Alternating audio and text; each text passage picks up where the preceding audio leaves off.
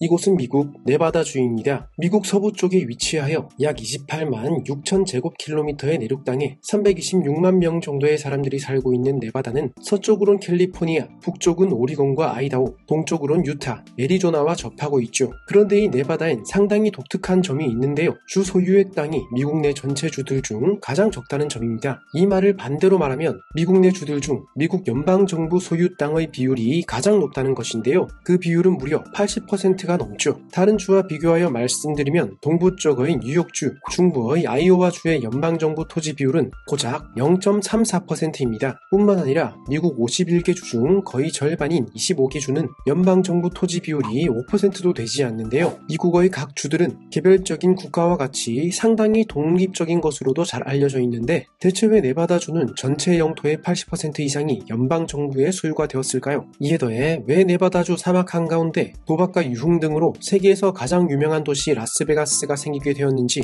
또 미국에서 가장 비밀스러운 군사기지 중 하나인 51구역이 왜 네바다에 건설되었는지 등 네바다주만의 흥미로운 이야기들을 역사, 지리, 경제 등을 중심으로 압축적으로 알아보겠습니다. 먼저 우리에게 그리 익숙하지 않은 곳이니 지리적 특성에 대해 알아볼까요? 먼저 고도 지형도를 보시면 지도에 명확히 나오는 것처럼 남부 콜로라도 강 쪽을 제외하고는 초록색으로 표시된 저지대 땅이 아예 없다 볼 수 있죠. 네바다의 평균 고도는 무려 1680m인데요. 한국 주요 산들의 높이와 비교하여 보면 1567m의 태백산보다 100m 이상 높고 1708m의 설악산과도 비슷하다 볼 수 있죠. 근데 놀라운 건 이 1680m의 높이가 최고 고도가 아닌 평균 고도란 것입니다. 그리고 좀 더 자세히 보시면 중간중간 높은 고도의 산맥들이 보이시죠? 네바다주 대부분은 좁은 단층과 평평한 분지가 번갈아가며 나타나는데요. 위성 지도로 보시면 그 독특한 형태가 더 잘 나타납니다. 그럼 대체 왜 이런 형태가 만들어진 것일까요? 수억 년 전 이 지역엔 수천 미터에 달하는 기반암이 쌓여 있었는데요. 고대 지각판인 두 개의 판이 충돌하며 페를론판은 북미판의 서쪽 해안 아래로 섭입했고, 이 과정에서 여러 산맥들이 만들어졌죠. 이후엔 지구의 맨틀에서 나오는 강력한 열과 힘이 상부로 가해져 북미판을 늘리게 되었고, 북미판과 그 위의 지각층은 더 넓고 얇은 돔과 같은 형태로 변해갔습니다. 오랜 기간 이런 과정이 진행되며 땅은 동소로 늘어났는데 세월이 흐르며 돔과 같은 지각층엔 균열이 생기고 표면이 깎여 나가다 보니 보시는 것처럼 연속적으로 이어지는 산맥과 분지가 반복되는 매우 독특한 형태의 지형이 만들어진 것입니다. 이런 과정에서 양쪽 끝에 솟아 있었던 산맥들은 아무래도 중간 쪽보단 맨틀의 영향을 덜 받아 비교적 높은 산맥의 형태를 유지할 수 있었는데, 이 산맥들이 바로 네바다주 서쪽의 시에라 네바다 산맥과 동쪽에 있는 와사치 산맥이라 볼 수 있죠. 이런 지리적 특성은 네바다주의 기후에 큰 영향을 주는데요. 가장 가까운 바다인 서쪽 태평양에서 불어오는 습한 바람들은 주 서쪽에 있는 시에라 네바다 산맥에 막히게 되어 산맥의 서쪽 경사면인 캘리포니아 쪽에 대부분의 비를 떨어뜨리고, 결과적으로 네바다는 비그림자 효과로 비가 거의 내리지 않게 되어 연평균 강수량 180mm라는 매우 적은 강수량을 가지게 되는 것입니다. 물이 덜 내리다 보니 네바다 쪽엔 당연히 강도 매우 적고 바다로 이어지는 강은 아예 없는 수준이다 보니 자연적인 수분 공급원도 부족하게 되죠. 또 네바다주의 위도는 30에서 40도 정도로 고기압이 우세한 위치거든요. 이 고기압은 공기를 아래로 밀어내어 구름이 형성되는 것을 막는데요. 거기에 더해 네바다는 52도까지 올라간 기록이 있을 정도로 매우 더운 기후로도 유명하죠. 이 말은 네바다로 유입되는 모든 수분이 빠르게 증발함을 뜻하기도 합니다. 이런 여러 가지 영향들이 복합적으로 작용해 네바다는 미국에서도 가장 건조한 주가 된 것이죠. 그리고 이런 건조한 기후는 토양에도 악영향을 주는데요. 물은 바위를 부수고 유기물을 축적하는 데 도움을 줘 땅을 비옥하게 만들거든요. 허나 네바다엔 비가 오기는커녕 수분 증발량이 상당하다 보니 네바다의 땅에는 소금이나 알칼리성 물질들의 농도가 높아져 농업에 매우 부적합한 토양이 되었습니다. 자, 이런 지리적 특성을 종합해보면 네바다의 땅은 사람들이 정착하기 매우 어려운 환경이라 볼 수 있겠죠. 이런 지리적 특성에 대한 이해를 바탕으로 이번엔 네바다의 역사를 보며 네바다주에서 나타나는 독특한 부분들에 대해 알아보도록 하겠습니다. 유럽인들이 이곳에 탐험하기 이전엔 파이유트족, 와쇼족 등 여러 아메리칸 원주민들이 혹독한 네바다의 환경 속에서 주로 수렵 채집 활동을 하며 이 네바다 지역에 살고 있었습니다. 그러다 1804년 네바다는 뉴스페인의 알타 캘리포니아 지방의 일부가 되었고, 1821년엔 멕시코가 스페인으로부터 독립하며 멕시코의 땅이 되었는데요. 이 시기에도 물 부족, 척박한 토양, 극한의 기후를 가진 네바다였기에 규모가 있는 도시가 생겨나거나 인구가 늘어나는 일은 일어나지 않았습니다. 그리고 1846년 멕시코와 미국 사이의 전쟁이 일어나는데요. 여기서 미국이 승리 승리함에 따라 1848년 과달루페 이달고 조약이 체결되어 네바다주는 미국에 양도되어 미국 유타 준주의 일부가 됩니다. 그러다 네바다의 인구가 크게 유입되고 발전하게 된 사건이 일어나는데 그것은 1859년 현재 네바다주 버지니아 시티 쪽에서 미국 최초의 주요 은매장지인 컴스톤 광맥이 발견된 일이었습니다. 이로 인해 은광에서 돈을 벌기 위해 실버러시가 일어나 광부와 정착민이 급격하게 네바다로 유입되었죠. 그러면서 독립적인 통치의 필요성이 높아지며 1861년 유타 준주와 분리되어 네바다 준주가 창설되었고 이로부터 3년 후인 1864년 네바다는 주로 승격되며 미국의 36번째 주가 됩니다. 그런데 당시 네바다주의 인구는 2, 3만 명 정도로 추정되는데요. 이는 일반적으로 주가 되기 위해서 필요했던 6만 명이라는 인구수엔 전혀 미치지 못하는 인구수잖아요. 그런데도 네바다가 주로 승격할 수 있었던 이유는 당시의 독특한 정치적 상황 때문이었습니다. 네바다가 주로 승격될 1846년은 미국 내 노예제 폐지 여부가 배경이 된 미국 남북전쟁이 일어나던 시기였죠. 당시 링컨 미국 대통령과 의회를 장악한 공화당은 노예제도를 폐지하기 위한 제13차 개정안을 통과시키고 또 1864년 미국 대선에서 링컨의 재선을 이루기 위해 더 많은 표를 필요로 하던 상황이었죠. 이런 상황에서 네바다를 주로 승격시키게 되면 노예제 폐지론과 링컨 대통령의 재선을 확실하게 지지하는 대표와 상원 의원의 수를 더 늘릴 수 있었습니다. 게다가 당시 네바다주의 강맥에서 나오는 막대한 은과 금은 연방구 내의 전쟁 수행 자금 지원에 도움이 되었는데 주로 승격시키게 되면 이 중요한 자원에 대한 연방의 통제력을 더욱 높일 수 있었던 것이죠. 내전이라는 급박한 상황, 또 정치적, 전략적 이점을 얻기 위해 당시 링컨 정부와 공화당은 네바다주의 주 승격을 신속하게 처리했고 이 과정에서 6만 명의 인구 필요 조건을 면제시킨 것입니다. 결과적으로 1864년 노예제도 폐지가 담긴 미국 수정헌법 제13조는 통과되었고 같은 해 치루어진 대선에서 링컨 대통령은 재선에 성공하게 되죠. 그런데 이 주승격 사건이 네바다주의 연방 토지 비율이 매우 높아지게 된 주요 요인 중 하나로 작용했는데요. 이제 막 광맥이 발견되어 인구가 늘어나고 정착민들이 조금씩 늘어나고 있던 시기 비정상적으로 빠르게 주가 되었잖아요. 또 이때 사람들이 모여나기 시작한 이유도 농업이 아닌 광업이었는데 광업은 농업과 달리 넓은 땅을 굳이 소유할 필요가 없었습니다. 또 서부 미개발 토지에 집을 짓고 최소 5년 동안 농사를 지으면 최대 약 20만 평의 땅을 무상으로 제공하는 홈스테드법도 1862년 시행되었지만 건조하고 척박한 네바다 땅에서 농사는 사실상 불가능했고 결국 이 홈스테드법도 네바다주 주민들의 수와 토지를 그리 많이 늘리지 못했던 상황이었죠. 그리고 이렇게 아직 주로서의 규모를 갖추지 못한 상황에서 빠르게 주로 승격되었는데 당시 법엔 청구되지 않은 모든 토지는 연방 소유가 되는 것으로 명시되어 있었습니다. 결과적으로 아직 주인을 찾지 못했던 엄청난 규모의 땅은 대부분 연방정부의 소유가 된 것이죠. 그리고 이후에도 네바다의 경제는 농업보다는 광업에 의해 주도되었고 이로 인해 주로 승격된 이후에도 광업이 중심이니 굳이 주민들에게 척박한 땅을 제공해가며 농사를 지으라고 할 필요성이 많지 않았고 오히려 미국 연방정부는 이 네바다의 땅에 대한 소유권을 유지하며 이를 활용해 나갔습니다. 1800년대엔 이곳의 광산에 대한 권리를 연방정부가 가져가 통제하며 여러 경제적 이익들을 취했고 1900년대엔 네바다의 드넓은 연방정부 땅을 군사적으로 활용하게 됩니다. 그중 대표적인 게 네바다 핵무기 시험장인데요. 라스베가스에서 북서쪽으로 100km 떨어진 이곳에선 1951년부터 92년까지 약 1000건의 핵실험이 이루어졌거든요. 그리고 지금도 이 지역은 여전히 핵무기 연구 및 개발에 사용되고 있는데요. 일반적으로는 내가 살고 있는 지역 근처에서 핵무기 실험장이 있길 선호하지 않잖아요. 때문에 주 혹은 미국 시민이 소유한 땅에서 이런 핵을 포함한 군사적 실험은 당연히 반발을 불러올 수밖에 없을 텐데요. 근데 미국 연방정부는 이 텅 비고 드넓은 네바다의 척박한 땅을 소유하고 있으니 이곳에서 미국 시민들이 기피하지만 연방정부가 필요로 하는 시설을 짓거나 활동을 할 수 있었던 것입니다. 대표적 예로 핵실험장이 있지만 그 외에도 1955년 네바다주에 설립된 미국의 비밀 군사작전 지역인 51구역이 있는데요. 워낙 비밀스러운 군사기지다 보니 외계인 연구, 비밀스러운 신무기 연구 장소라는 등의 이 51구역의 용도에 대한 수많은 추측과 음모론이 오랫동안 나왔었죠. 2013년 CIA 비밀 문서가 해제되며 이 51구역은 과거 냉전 시기 실제로 미국의 새로운 무기들의 비밀 시험장으로 활용되었던 것으로 밝혀지기도 했습니다. 여기에 더해 넬리스 공군기지 등의 군사시설도 이 네바다 지역에 위치해 있는데요. 이렇게 연방정부는 자신들이 소유한 이 광대한 땅을 필요에 따라 활용해 왔던 것입니다.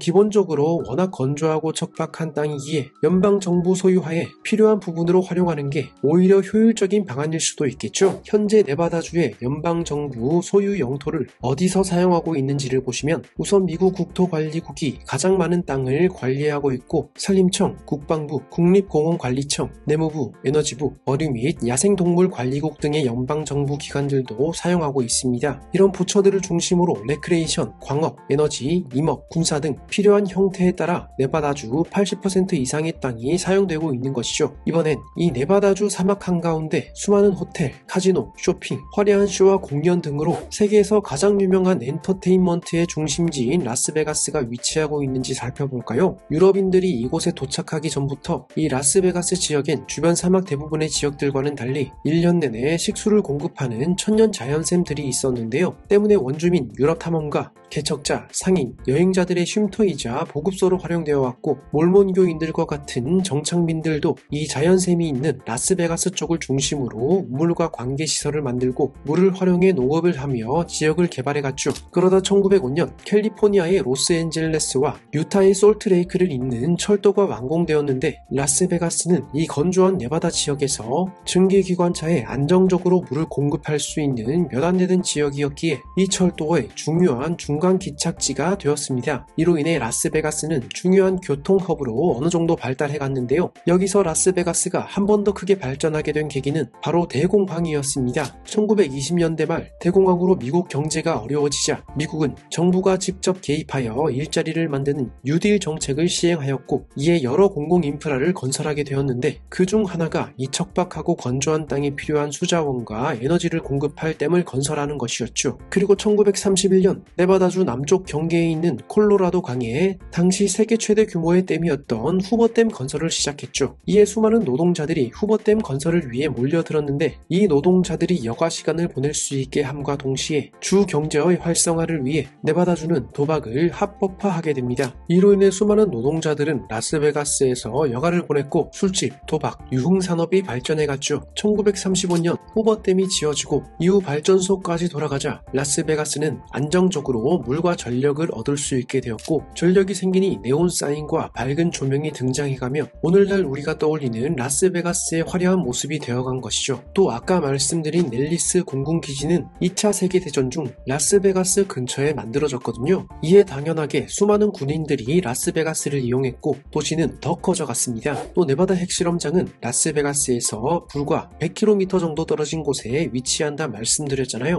때문에 이 사막에서 일어나는 원자 폭발 실험은 라스베가스에서 육안으로도 관찰되었는데 이 광경은 놀랍게도 라스베가스의 주요 관광 프로그램 중 하나가 되었습니다. 심지어 주요 호텔들은 옥상에서 핵실험 관람 파티를 열기도 했죠. 라스베가스에 돈이 들어오고 사업 수익들이 높아지다 보니 마피아나 기업들도 들어오며 활발하게 투자가 일어났고 오늘날과 같은 모습까지 되었는데요. 라스베가스가 이렇게 발전하게 된 근본적 부분에도 네바다의 독특한 지리적 특성과 토지 시스템이 꽤 연관되어 있다는 것입니다. 마지막으로 네바다주의 경제 부분을 볼 텐데요. 네바다는 지금도 여전히 라스베가스를 중심으로 엔터테인먼트와 도박이 중심이 된 관광업, 또 광업이 중심이 되어 있습니다. 2021년 기준으로 보면 미국 전체 금 생산량의 74%가 네바다에서 여전히 나오고 있죠. 그 외 가축 목장도 주요 경제 활동인데요. 척박한 네바다 땅이지만 지역에 따라 소방목의 이상적인 목초지를 만들기 위한 식물 정도는 자라날 수 있거든요. 이런 목초지들이 펼쳐진 지역 역시 연방정부 토지관리국이 소유한 지역들이 많은데 이 광활한 목초지들을 연방정부로부터 목장주들이 저렴하게 임대를 받아 가축 방목이 가능한 것이죠. 그리고 최근 들어선 첨단 제조업 부분도 강해지고 있는데요. 대표적 사례는 2017년 네바다에 건설된